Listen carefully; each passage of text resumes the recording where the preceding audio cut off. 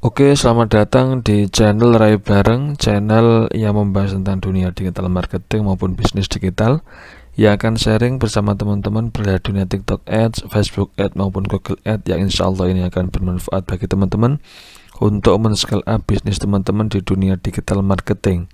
Dan kali ini kita akan membahas salah satu pertanyaan dari teman kita ini. Settingan kurir ambil barang ke tempat kita gimana? Sama seperti itu, Bang.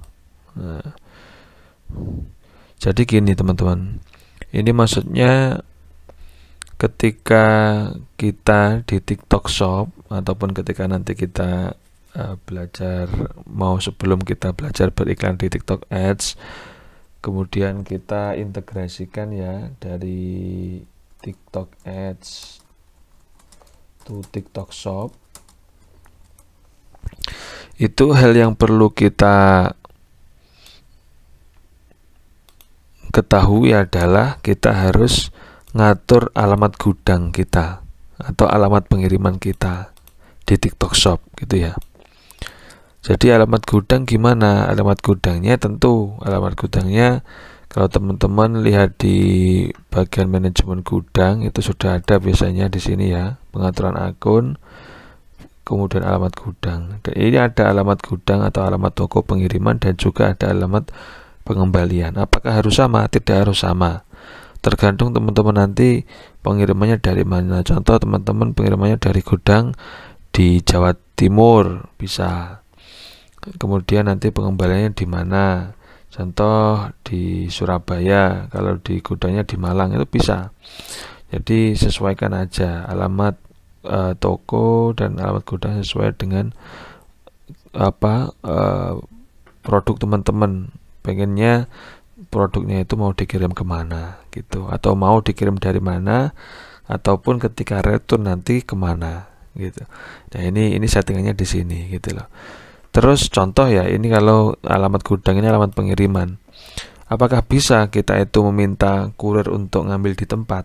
Nah ini, makanya tadi ada apakah bisa? Ada pertanyaan dari salah satu teman kita ya di sini.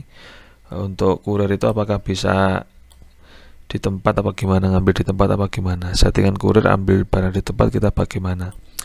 Jadi nanti gini teman-teman, ketika teman mau cetak resi ya, itu biasanya ketika ada pesanan ya, ketika teman-teman mau cetak resi atau ketika teman-teman mau siapkan pengiriman sebelum di pick up, itu nanti ada dua pilihan biasanya. Yang pertama drop off, yang kedua pick up. Nah ini, jadi yang pertama drop off, yang kedua pick up. Ini adalah esensi dari penjelasan kita kerjasama dengan ekspedisi sebenarnya.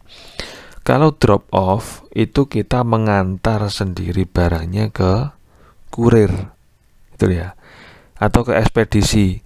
Contoh teman-teman ada orang pesan produk teman-teman itu dengan ekspedisi JNT ya. Nah, ketika teman-teman mau ngesetting resinya atau menyiapkan pengirimannya, nanti ada dua opsi ini pasti. Apakah kita mau drop off atau mau di pick up. Kalau kita mau drop off itu berarti kita mengirimkan, kita sebagai penjual ya, kita sebagai penjual mengirimkan barang yang sudah kita packing ke ekspedisi terdekat. Kalau ekspedisi pakai JNT ya berarti kita ngirimnya ke JNT, itu drop off. Kalau pick up itu kita minta pihak ekspedisi, contoh JNT, JNE, itu untuk pick up barang kita ke rumah kita. Nah gitu ya. Kalau pick up itu kita meminta dari pihak ekspedisi ngambil barang ke rumah kita. Nah gitu. Tapi kelemahannya pick up itu apa? Kelemahannya pick up itu kalau istilahnya pick up itu kan nanti ada jadwalnya ya. Jadi kita mau di pick up tanggal berapa, jam berapa gitu. Contoh teman-teman pengen di pick up hari Rabu tanggal 26 atau 27 contoh. 26 gitu ya.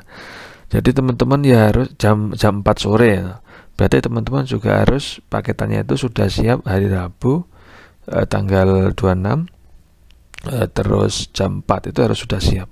Kalau belum siap, nanti keterangannya itu pick up gagal gitu di TikTok seller itu. Dan itu kadang-kadang bisa mengganggu reputasi toko juga.